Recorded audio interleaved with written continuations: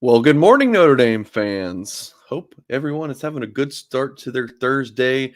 I'm Mike Singer, and join me, as always, is my colleague Kyle Kelly. We're a couple of recruiting writers here at Blue and Gold, and every Thursday morning, 10:30 a.m. Eastern Time, we are live on YouTube to talk some of the latest happenings in Notre Dame football recruiting. If you're watching live with us, please do drop some comments. Let us know where you're watching from and some of the stuff you want us to address. Tom's already here. He says, "Good morning, lads." Tom, hope you are well. It's good seeing you in all of our YouTube shows. And yeah, if you're watching back, leave a comment. Let us know what you think about some of the stuff we're talking about. We always like to see the comments in the YouTube afterwards. And then of course, if you're listening via podcast, always appreciate you as well. Would recommend if you can get into some of these live chats, watch the the replays, because like Kyle's been on the road a lot, and he's been taking some really good video. Maybe it's good video. We'll see. But he's been on the road, been doing a lot of good stuff. So we'll get to watch some of that, and you can only do that if you're watching on YouTube. But so Kyle, where in the world are you right now, my friend? Obviously, you are not in uh, your home. You are at some hotel. Where are you at? Where are you at, my friend? Yes, after a wild goose chase throughout the state of Wisconsin yesterday, I made it to Green Bay yesterday afternoon. I went over to Notre Dame de la Bay Academy to see legacy tight end slash edge recruit James Flanagan. I spent the evening with him, watching his practice, talking to him earlier. But tell you what, Mike, I don't know if you knew this. I told some of our other on three guys in one of our meetings about a month or two ago, but I ended up having to get a new car because my other one got totaled. Yeah. So having my new car, I was driving up and I got an oil change a couple days ago. I wanted to make sure I was ready to roll. I'm about to travel about 1,000 miles this week. Check engine light came on. Oh no. So I stopped at O'Reilly's, a couple gas stations, and finally a Hyundai dealer. And funny enough, by the time I got to the Hyundai dealership, engine light came off. So anyway, I made it to Green Bay in one piece. I'll be heading to Watoma, Wisconsin this afternoon, and then Milwaukee, Carroll University. I think it's a little bit outside Milwaukee tonight to see Owen Strebig. Are you not like a car guy? Not like a not Can't good with. say I am. Yeah, I'm not either. I want to So pretend I am, but I'm not. no, well, you can't pretend you are if you just said you're not one. Yeah, a couple years ago for Christmas, because I'm not either. I got like one of those. Like if you go to the auto parts store or whatever, and your check engine light comes on, they'll come and check it for free. I Mhm. have that machine now. It's like $30 or something on Amazon. So of course now since I've had it, I haven't needed it, but my sister needed it. Or sister-in-law, I should say. She came into town. Her check engine light was on, so I was able to check it, and it was like some tire. I don't know, but it wasn't a big deal. But anyway, but yeah, so Kyle Kelly's he's on the road, and we will talk about a little bit more of his road travels. Actually, we'll do that right now. So you got to see a guy named CJ Carr. I think some Notre Dame fans have probably heard of him. Number 49 overall player in the country, number 6 passer per the On Three industry ranking. We won't talk about On Three's own ranking of him. I think we've done that at nauseum. Yeah, let's Um, stay away from that one. yeah, Tom Frawley asks, "Is that Jim Flanagan's Kid in Green Bay?" Yes, that Yep. is. Cal says, "When's the beard coming off?" Listen, I'm telling you guys, if I shave this beard without getting a haircut, I'm gonna look whack. I'll look whack regardless, but that's the last time I agree to a wager. And it wasn't even a wager because I didn't even get anything if Notre Dame didn't cover by 30, but whatever. Doesn't matter. I'm happy to do it. It's a long time coming. Anyways, so yeah, got to see CJ Carr. So we will pop on his film from what we got. Oh, that was a little loud. So yeah, what'd you think about seeing him live in person? Yeah, I tried to do this chronologically because I thought it would make sense, but on that opening drive, pretty much set the theme for CJ Carr's senior opener. Uh, didn't really see him move the ball downfield a whole lot. He was pretty much dinking and dunking. But I like to call it a little bit more of a surgical effort. CJ was taking what the defense gave him all night. I talked to his head coach afterward, Joe Palka from Saline, Michigan High, legendary high school coach in Northwest Ohio and Southeast Michigan. And he was kind of telling me that, our offense, we like those short intermediate throws. And CJ just has that capability to really operate the offense, go through his reads, and kind of pick apart the defense in different spots. And that's exactly what he did uh, last Thursday night, a week ago against Belleville. I think he finished 20 of 29 for a little over 300 yards. That was an 80-yard touchdown there that his teammate gave him a good boost on the passing yardage there. But overall, it was just a really impressive effort just to watch the way CJ has grown. Not even as just like kind of physically, you can tell he's bigger and stronger, but he's so mature and he has such a command of the offense. And that's something I asked CJ about um, and his coach afterward is just his growth as a signal caller and operating that offense. And that's been the biggest point of growth for him, according to his coach as well. He's so mature. He gets the guys in the right spots. He sets the offensive line protections. He just does a whole lot for the team. And most importantly, he is underrated with those legs. He can run the football, believe it or not. He can move. I saw him towards the end of the third quarter have a couple 10, 15-yard scampers. He's a good athlete and he's mature. So once he gets to Notre Dame in January, he'll be pretty much ready to roll. Yeah, this was one heck of a play here. Him kind of extending and throwing this little bit of a dangerous pass, but nice pickup. Yeah, he can definitely get out and move. So there was what 49, 42 threes, like similar to the Navy game, right? It was the same exact score as the Navy game, which I found And pretty funny. it was Brighton, right? It was Brighton.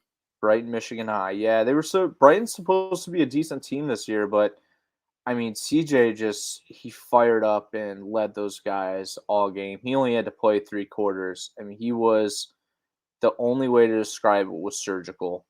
He sliced and diced them all night long. And, he didn't have a touchdown pass according to my record. I know Celine's statistician recorded him with a touchdown pass. I don't Hmm. know where that came from, but anyway, he was awesome. I know the touchdowns don't show up on the sheet, but they didn't need to, and I think we're going to see a really impressive senior campaign from Notre Dame's future quarterback. All right, pretty good stuff there. So as I've talked about in the past, sometimes we'll do ad reads, and they're great. Like, right, I love all of our sponsors and stuff. But then there's one that's it doesn't feel like an ad read, right? Because we're like just talking college football and stuff. So uh, we are going to do our prize picks spots right now, and it is always a fun thing to talk about prize picks. So for folks wondering what prize picks is, let me tell you about it. It's a fantastic company. And basically what you get to do here is you pick 2 to 6 players a week. And if they will go more or less than their prize pick projections, and you could win 25 times up your money, 25 times your money on an entry. It even gets better though. All first time users that deposit and use promo code BGI will get an instant deposit match up to $100. So if you deposit $100, Prize Picks will give you 100. If you deposit 50, Prize Picks will give you 50. Download the app or go to prizepicks.com, but please use that promo code BGI. It's not just for college games. You got PGA, college and pro, men's, women's basketball, NASCAR, MMA. You even got cricket. I see video games like Counter Strike Go, like some crazy stuff in there. And remember, folks, all first-time users that deposit and use the promo code BGI get 100% instant deposit match up to $100.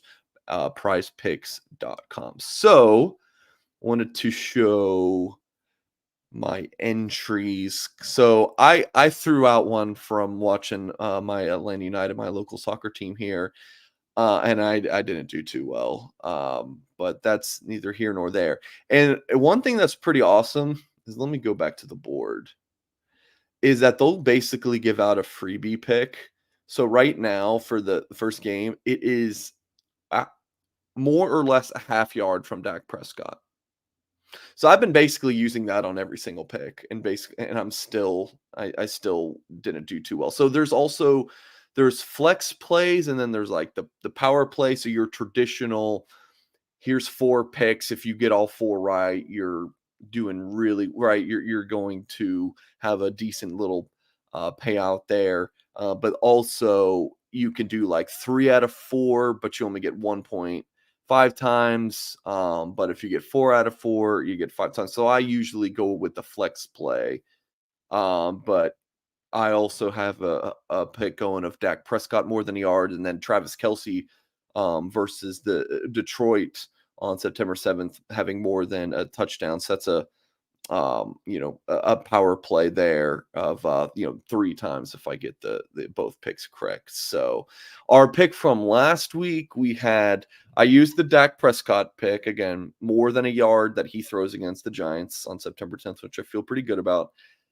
Sam Hartman, I felt he was going to throw for 300 yards, which that was wrong there. Kyle said, "Hey, it's going to be rainy. Let's go for less than 240 yards," and he went for 251. But we did go estimate more than 82.5 yards, and he had 95. So we did go the flex play. So, an entry of $5 nets, uh, $1.25. So it's fun, right? If you're doing this, you're really just trying to have some fun. So that's all we are really doing here. So, you ready to make an entry, Kyle? You want to? I'm always ready for Prize Picks, man. This is my favorite part of the week. I sense sarcasm, but he's not being sarcastic. So, No, I am big on this, man. I'm disappointed we did not win last week. well, You got we won. We won. really? We shouldn't go 3. We did that. Remember, we did the flex play. You're So right. it's if you get 3 for 3, there's more of a payout, but 2 for 3 still, which again, Prize Picks is giving away this Dak Prescott. So we're always going to use this until September 10th. Heck yeah. We're gonna use the Dak Prescott. And then do we go to college football? And if you're watching live with us, please do let us know what you guys think about some of these. And then we'll get back to your regularly scheduled programming. So this is all kind of there's no Notre Dame, Tennessee State in here. This is more like Thursday, Friday. I want to go with like a quarterback.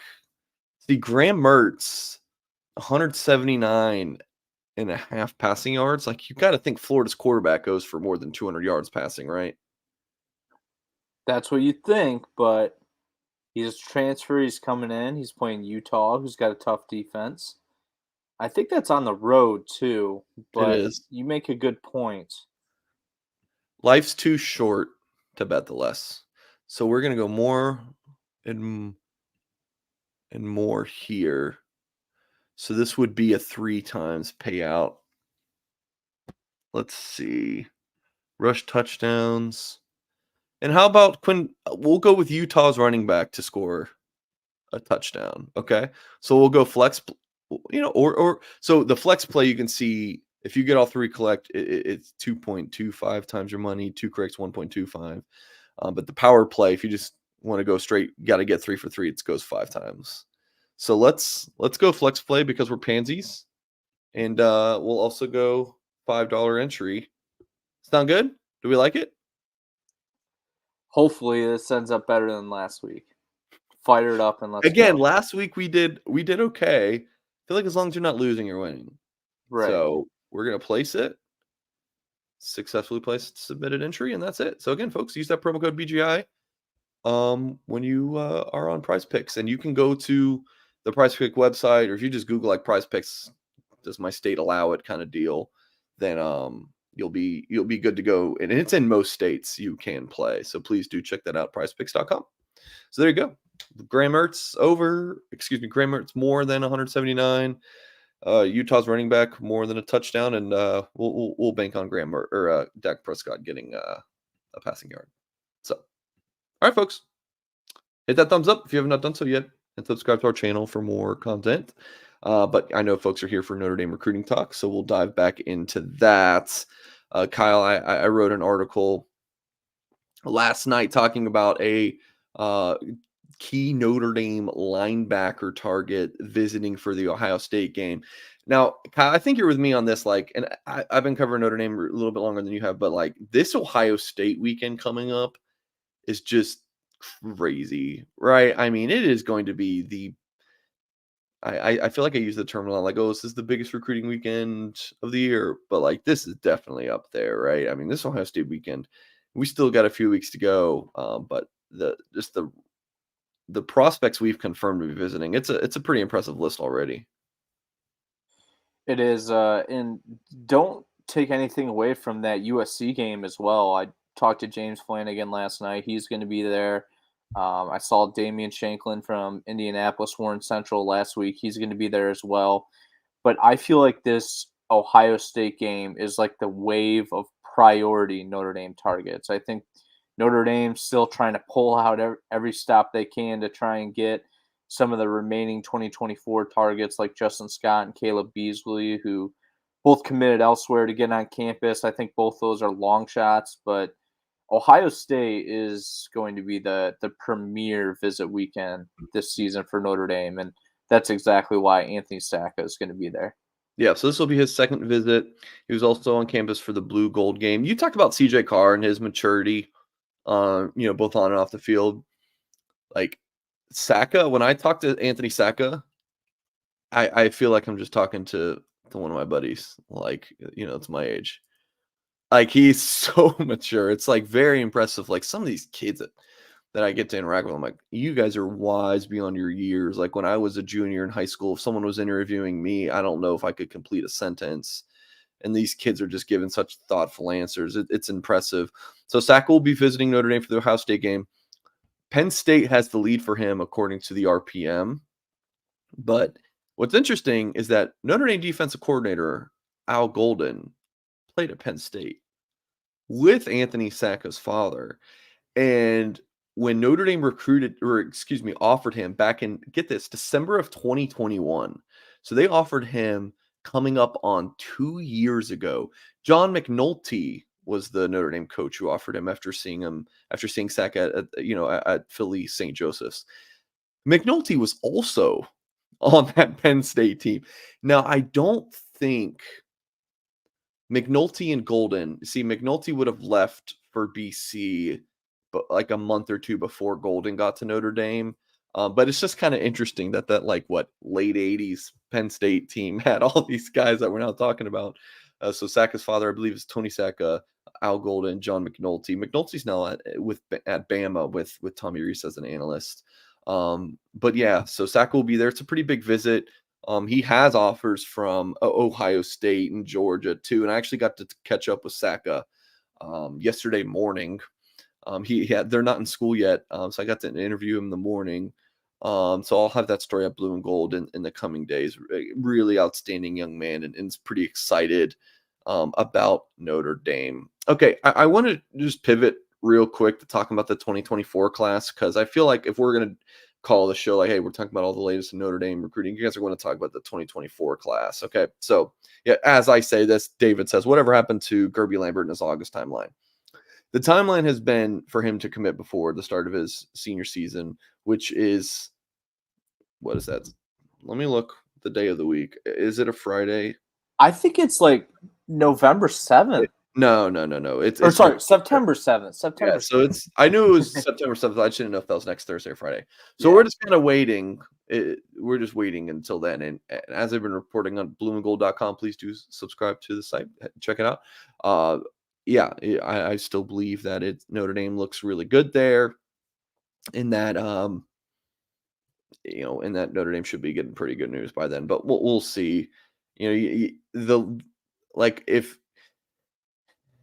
I always like to explain this, like if a school is leading for a kid, and then it's the longer it stretches out, you got it. When I say lead, and you're like, all right, this Notre Dame should be getting this commitment, like a Dante Moore, right? It's like Notre Dame looks really good for Dante Moore. And then the longer it goes, the more other schools are able to get in the mix. So I don't want to say it's just like a 1000% slam dunk. But with all that being said, Notre Dame should be getting good news from Gerby Lambert. I just don't want you folks to think that it's like 1000%. In terms of like Caleb Beasley and Justin Scott, even Carter Nelson from Nebraska. So Nelson, a tight end commit for Nebraska. Justin Scott's the D-line commit for Ohio State. Caleb Beasley, the cornerback commit for Tennessee. In terms of all those guys, we just have to follow the visits. If they visit, Notre Dame's going to look pretty good there. If they don't, it's going to be tough for Notre Dame. That's basically where it's at. So Notre Dame has, so Kale says Will Shipley, but like even with Will Shipley, I mean, it was neck and neck. I mean, I think people could argue that Clemson was the leader the whole time. So like I might even push back on that a little bit. So Notre Dame has 22 commitments currently in its 2024 class. Gerby would make 23 commits. And my target number for Notre Dame in this cycle is 24 to 25. Now, Davis Andrews, I wrote about it Blue and Gold yesterday. He's still a 2024 safety target for Notre Dame. He's taking a Mormon mission trip, which would mean he graduates from his high school in December, goes on a 2-year mission from January 24 to January 26, and return to Notre Dame if he were to commit to the Irish in January 26. So he would be a true freshman, 19 or 20-year-old in 2026, which obviously gives him a pretty good leg up on other freshmen at that point. So he wouldn't count against these 2024 class numbers, but he would be included on this commitment list. That's why I'm saying 24 to 25. So Lambert 23, Andrews would be like a 24. And I still think that just in covering this Notre Dame staff under Marcus Freeman, they are all about surprises. Like the Notre Dame recruiting staff, those coaches, they don't like to sit around and just be content. So do not be surprised, if you start seeing, oh, Notre Dame's trying to flip this kid, or, oh, they're going after this new prospect who no one's ever really, maybe I should say no one's heard of, but, was not on the national radar or something like that. So definitely some things to keep an eye on there. Any thoughts on what I'm talking about here, Kyle, in this 2024 class for Notre Dame? Just one minor thought on Gerby. I know I've kind of set my precedent, I guess you want to call it, with Caleb Beasley and Justin Scott and Carter Nelson for that matter. I think I'm in agreement with you. Those guys just got to get on campus for it to be legitimate. Of course, Notre Dame's going to keep working on them in the meantime, but until they make it to South Bend, probably going to be a long shot. Go ahead. No, you please. I was just going to troll you for a second. Go ahead. Well, I'm going to evade that troll, and maybe I'll keep rambling about Gerby, but no, I'll keep it short. I'm not going to be worried about Gerby unless this thing kind of extends beyond I agree. the timeline. I mean, we still got a while to go yet. We've or not a while, but 7 days. A lot can happen from now and then, and I think we've tried to establish on this recruiting show and on the loose emoji message board and in our writing that Gerby Lambert, he's just a different cat. He handles his things a little bit differently. He keeps things under the vest. He doesn't talk to reporters often. But don't forget, when he does talk to reporters, Chad Simmons, our On3 national analyst, is like his go-to guy. Gerby Lambert, he has not kept his cards close to the vest. He's come out and said, Notre Dame is basically a team to be. I like Notre Dame. I just feel like he's taking it patient because he can. He doesn't have to rush to make a decision. He's one of the best offensive tackles in the country. He can go anywhere he wants based on his offer sheet. He's chosen to pick between Notre Dame, Ohio State, Harvard, and Boston College. And I think we're in a collective here that Notre Dame is far and away the leader for him. And it's just a matter of, when, not if, is kind of how I feel about Gerby Lambert, unless something crazy happens within the next few weeks. Yeah, I agree. And you almost did a good job of continuing to talk to forget about my troll comment. But yeah, I think that's a really good point.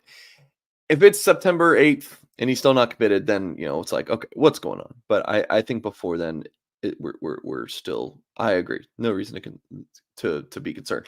So Lambert, or excuse me, Beasley, Nelson, and Scott, are they offerees? Are they targets? Or are they prospects, Kyle?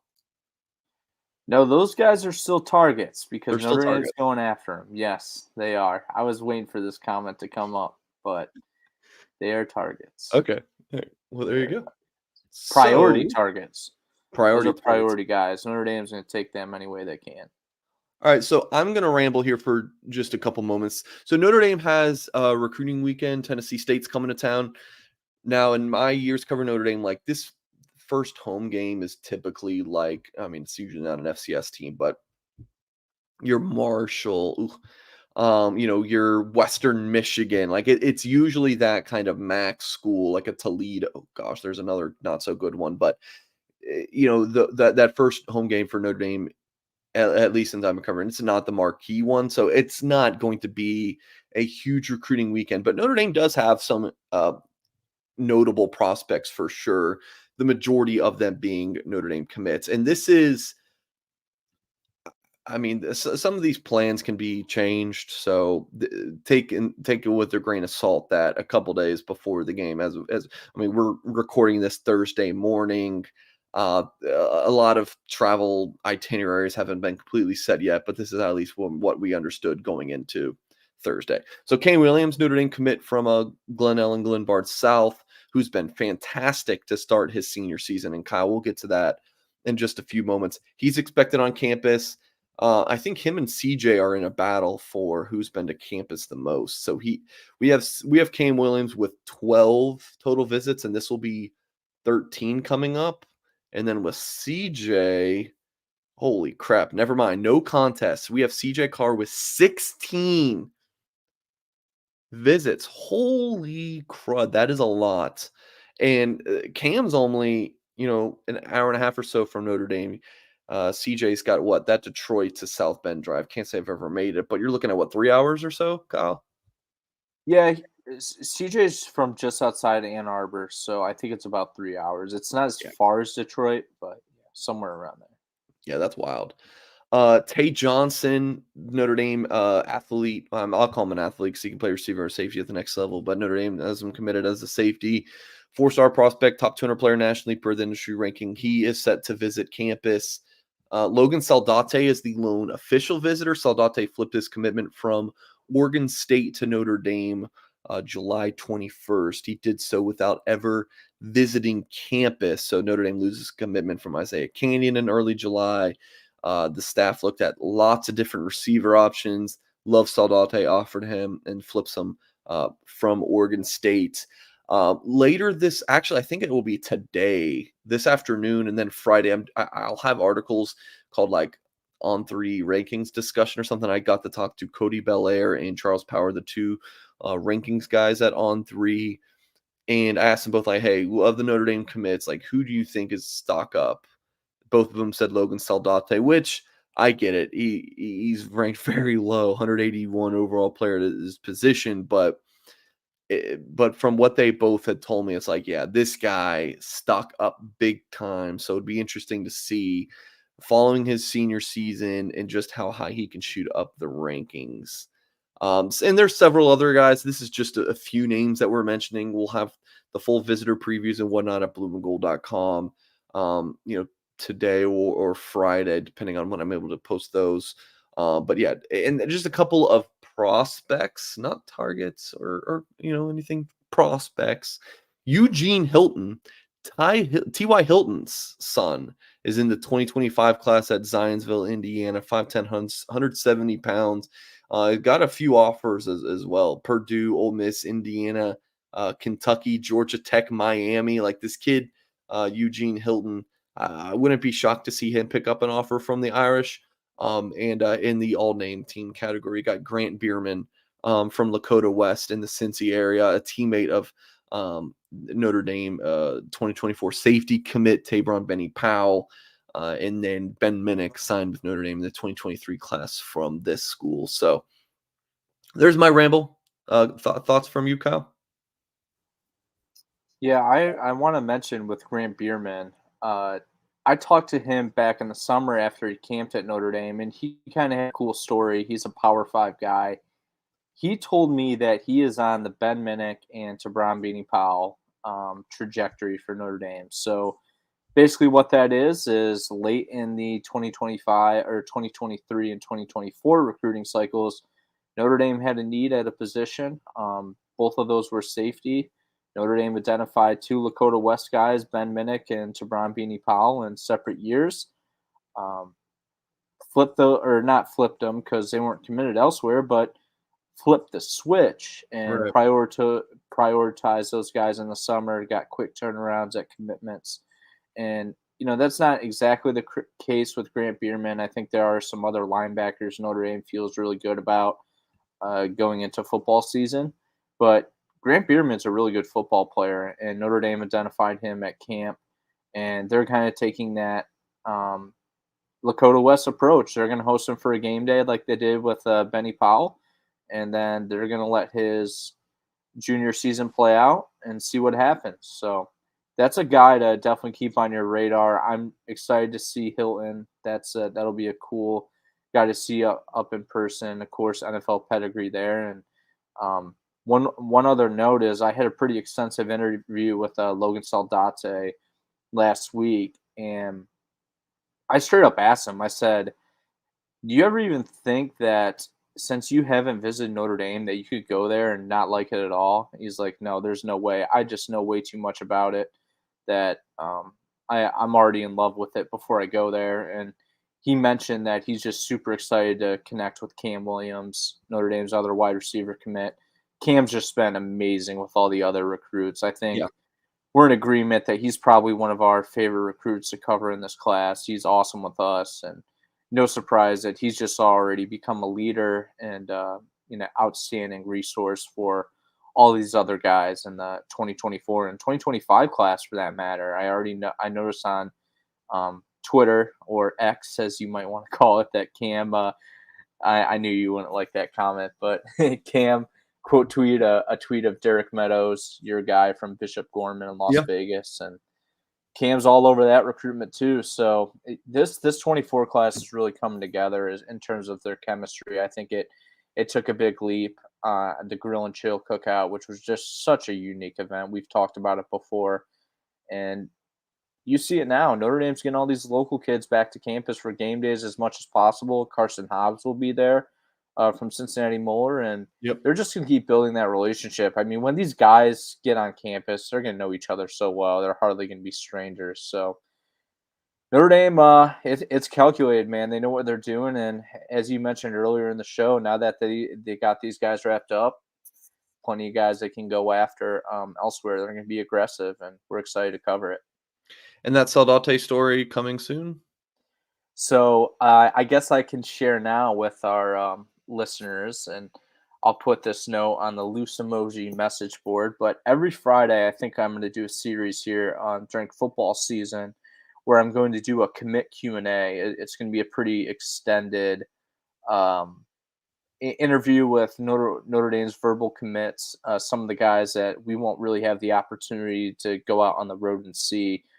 Notre Dame has 2022 guys. There's only 11 to 12 weeks in the high school football season, and you're down there grinding down south. I'm in the Midwest, so there are a couple guys that we just won't be able to see, and I want to make sure I'm still keeping in touch with these kids, hearing about their recruitment, what's going on. So every Friday on Blue and Gold, I think Friday mornings we can expect a commit Q&A, and I thought Logan Saldate would be the perfect one to lead off this series. He's going to be visiting Notre Dame for the first time this weekend, and he had an amazing senior debut, 7 catches, 161 yards, and 2 scores last Thursday. He plays this Thursday as well. So you can catch that up on Blue and Gold tomorrow morning. Yeah. And in terms of the whole X thing, you can see I still have the Twitter. I have not updated. Unreal. I have not updated my app yet, This and I guy. refuse. I am going to keep it as long as humanly possible. Just that whole thing is crazy. Come on. All right. If you're feeling crazy, you need to chill out a little bit, go to rogueshop.com. it's time to hear from one of our sponsors, and it is the husband and wife outfit, as Mr. Oak and his wife Shara are craft cannabis farmers who specialize in small batch sustainable plant medicine, a true holistic type of small business. They farm and grow everything themselves and do everything by hand. Their their website to visit is rogueshop.com. They sell everything from CBD, THC to edibles, tinctures, smokables, bath salts, pain creams, topicals, vapes, and so much more. If you head to the website, you have the 24/7 chat function where customers can ask the owners any questions that you guys may have. Check it out, rogueshop.com. If you have issues sleeping, chronic pain, and or have anxiety, stress issues. And when you use that promo code blue and gold, you get 10% off your order. So again, that is just one word, no spaces, blue and gold for 10% off your order. And if you're a member of our blueandgold.com website, they're sporadically post different even better deals for percentage off your order. So please do check that out if you're a member of our website. So rogueshop.com. Kyle, you do the tremendous job of tracking the Notre Dame commits during the football season with your commit tracker article. So yeah, just some names off the top of your head. Like, do you want to talk about some guys who really stood out to you? From last Thursday to Saturday's games. Yeah, I kind of put them in a tweet or an X post. The three Notre Dame wide receiver commits, those guys are studs. Each had 2 touchdowns receiving. Cam Williams had 3 of them, and Cam Williams even had 2 kick returns. So those guys had lit it up last Friday and Saturday. Saldate's case Thursday.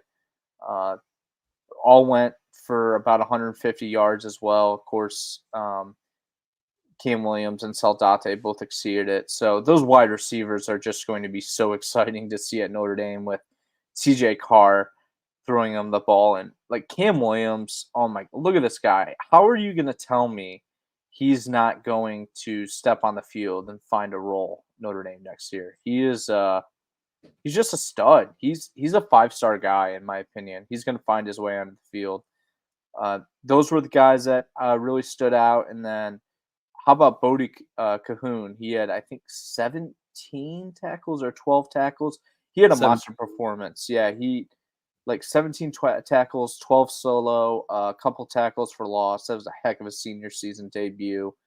I haven't had a chance to update the story yet, but Clearwater Academy International has been kind of had a tragic situation this week where they lost one of their assistant coaches. But still, luckily, Sean Sevillano has been great with me. He was able to send me his stats last night, and he had like 18 tackles, like 9 tackles for a loss, and 3 sacks. So that's pretty much what we saw from him in his junior season as well.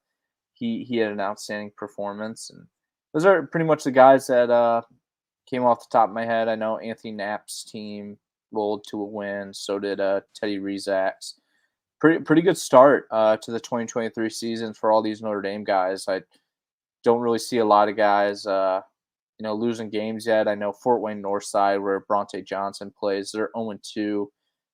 Tay Johnson hasn't been able to play yet with a lower leg injury, so they're desperate to get him back on the field, but they're not really going to rush it. In Indiana, every team makes the playoffs, so I think they're just slowly bringing him along. I wouldn't be surprised to see him play this week or next.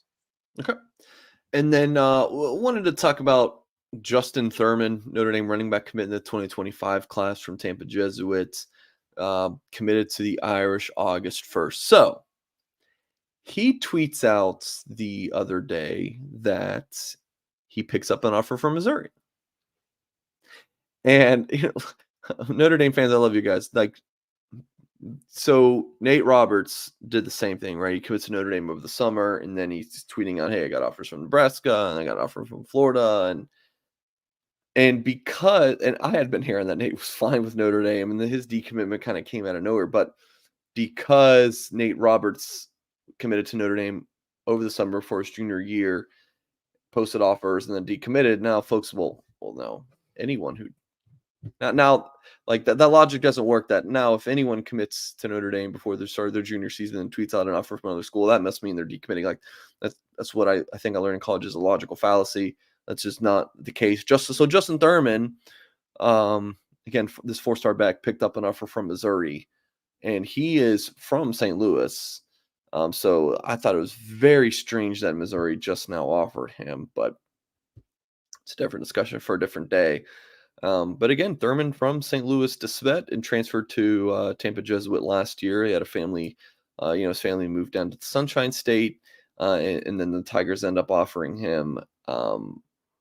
But checked in there, and all is good. So if you folks are saying, "Oh, this kid is getting an offer from Missouri, is he want to go play in the SEC? Does he want to go back home?" Like from what I'm being told, he is fully locked in with Notre Dame, and like most of these kids who get offers, like after they're committed, they will tweet them out. They will thank that school for offering him. Now, there's some, like I think most times a quarterback commit won't. Or if a kid just hates social media, he won't.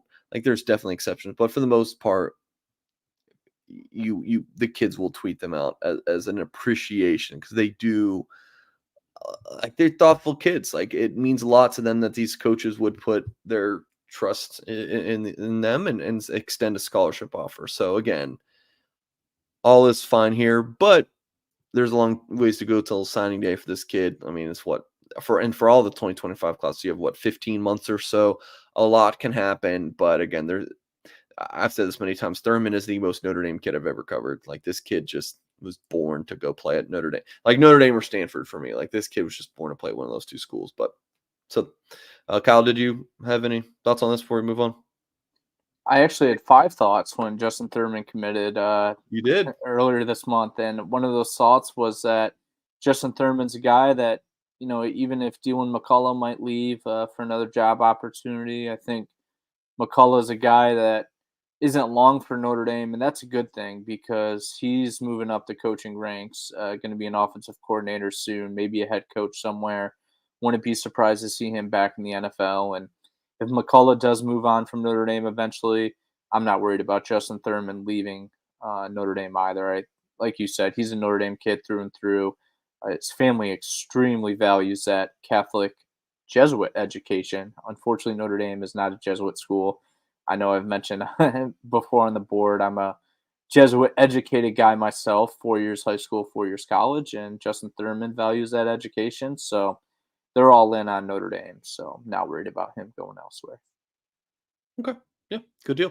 So wanted to wrap up with kind of just where the boys are traveling this week.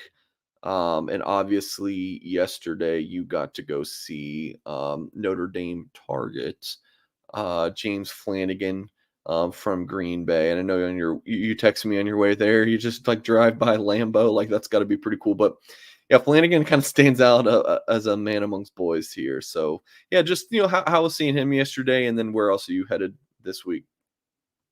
Yeah, James couldn't have been nicer. He's a super great kid, and um, his recruitment's kind of interesting because like he's uh, basically down to 5 schools, and I won't disclose those schools. I'll let our subscribers on the Blue and Gold go check that out. My intel story that I wrote last night after going to check him out at practice. But Notre Dame obviously firmly in the mix. He's a legacy recruit, son of former Notre Dame defensive lineman Jim Flanagan, who played in the NFL, played for Notre Dame in the '90s. Uh, Notre Dame's looking good here, and there are 4 other schools involved planning game day visits. Flanagan, we can expect for the USC game, as I mentioned earlier. But interesting recruitment because, like I kind of mentioned, that uh, Flanagan he's an athlete. Like he's Notre Dame offered him his tight end when Roberts committed. They were basically like, okay, we still want you. Come join us. We don't care if it's on defense. But after Roberts decommitted, Notre Dame kind of was back to focusing more on him as a tight end. So basically, the message from Notre Dame has been that we don't care what position you play. We want you a part as of our football team. And after seeing him yesterday, I can totally see that. He's just a stud. He's 6'6". He moves great. Former hockey player, which I love, physical. And the one thing that I noticed about him is just a relentless hard worker. Guy had an unbelievable motor, and I asked him about that after practice. I was like, "You ever get tired?" He's like, "Playing both ways, you can't." And then I talked to his coach, and his coach brought it up unprompted, and he said Flanagan is genuinely the hardest worker on the team, and that was evident. So Notre Dame kid through and through. No surprise the Irish have made him a priority.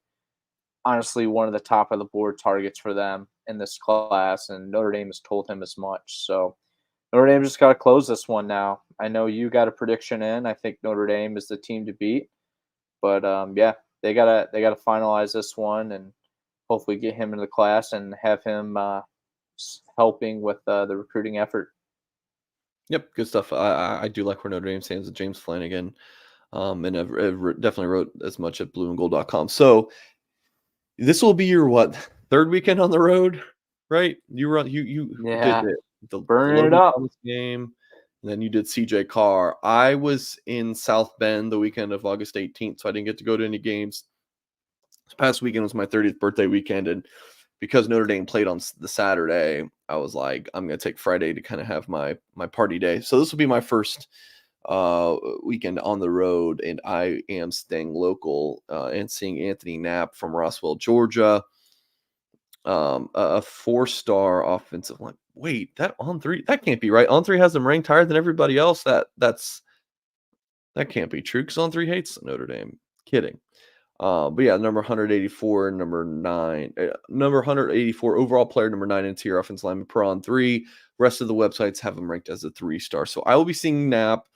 And when I talk to Notre Dame sources about Knapp, like, man, they just feel like they got an absolute freak show here. Like his film, my sources in Notre Dame rave about Anthony Knapp. So, he's not the biggest. He doesn't have like the widest shoulders, listed at 6'4", 265 pounds, but a film don't lie, and Notre Dame is very, very excited about him, and it's Marietta at Roswell, two powerhouse teams in the state of Georgia for sure.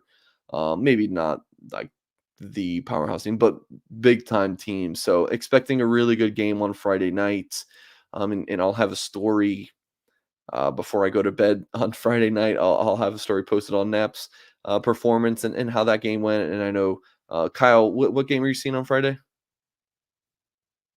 So I am going to York, or no, it's Elmhurst York Community School to see Notre Dame defensive line target Joseph Reef. He is playing another target, 2025 edge, Gabe Kaminsky from LaGrange Park Nazareth Academy, which is where JJ McCarthy went before transferring to IMG. Of course, JJ McCarthy ended up signing with Michigan. Julian Love also went to Nazareth, so I'll be at that game Friday night. Tonight, going to see Owen Strebig. On my way, going to meet Michael Reski. Saturday, I'll be at the Notre Dame game, and Sunday, I'm going to have a whole lot of writing. So thank God the NFL doesn't kick off this week because I would be bummed. I'd be missing out on some of those games. But yeah, it is going to be a loaded content week next week at Blue and Gold. Yeah, so please do check out blueandgold.com. Andrew asked a couple questions, and we're going to sign off. Do on three and 24/7 have the same rating scale? I honestly have no idea. Do you have any idea, Kyle? Can't say I pay attention to that. It's tough to say like exactly with that question, but I think that so like Notre or 24/7 and on three, they both rate guys like basically 85 through 100 or maybe a little bit lower in the 80s, but most guys are in that range. Like I think trying to think who off the top of my head. Like Logan Saldate, I think he's at 88 on 24/7, like an 86 on three. Like kind of comparable there. And then like there's certain guys like Quinn Ewers when he was a recruit. Every service pretty much rated him at 100, so he was like a perfect recruit. So it's pretty much the same rating scale. I know Rival is where we both came from. It's a little bit Yes, different. They makes they no go sense. from like 5.3 to like 6.1. And on three has to like kind of convert them. I think ESPN's is a little bit different as well, but Yeah. I do believe On3 and 24/7 have They got similar at least rates gotta be too. similar. So Tuberton throwing some shade at On 3. Um, you think On 3 would notice. So, like, I don't understand, like, it's a very subjective thing. So, like, if On 3 says, "Oh, we really like this guy more than everyone else," or "We don't like this guy more than everyone else," shouldn't they be able to have their opinion? Like, you would think On 3 would notice they're the only ones with rankings that don't even come near the other platforms. Like, they should be able to rank how they see fit. Like, so you're telling me that On 3 should go, "Oh, well, we like this guy more than Rivals, but Rivals and 24/7 have him ranked here, so we should just probably do what they do." Like, that's the stupidest thing I've ever heard. So, Tuberton, just take it easy, bro. And one last thing, Andrew Gilmore says, "How do recruits view Sam Hartman? Do they think it's a good thing because Notre Dame should be good? Any negative views on transfer taking over as the starter?" I think the one position is just quarterback on that. Otherwise, it as long if Notre Dame's winning, there's all everything's good. Like, winning solves these problems. But I mean, at the quarterback position, that's the one where it's like, okay, you're taking, transfers, like, you guys ever gonna start a high school quarterback? Like, sure, like, that kind of conversation can take place at the quarterback spot, but otherwise, no one's like, "Oh, I'm a cornerback. I'm, you know, concerned about you guys playing a quarterback transfer." Like, no. So, again, winning solves everything. So that's it. So, Kyle, good show, my friend. You have safe travels and enjoy the rest of your weekend. And I'm sure that I will do the same. So, folks, please do, before we get out of here, hit that thumbs up on this video. Subscribe to our YouTube channel for more content. What else do we have coming out today? We have our Friday, noon Eastern prediction show where me and Tim break down the game. Tim and I will go live right after the game to kind of, give the breakdown of Notre Dame versus Tennessee State. Goolsby show Sunday night. And of course, you can go to blueandgold.com for all of your Notre Dame football and recruiting coverage. Appreciate you, folks. And as always, we will catch you next time.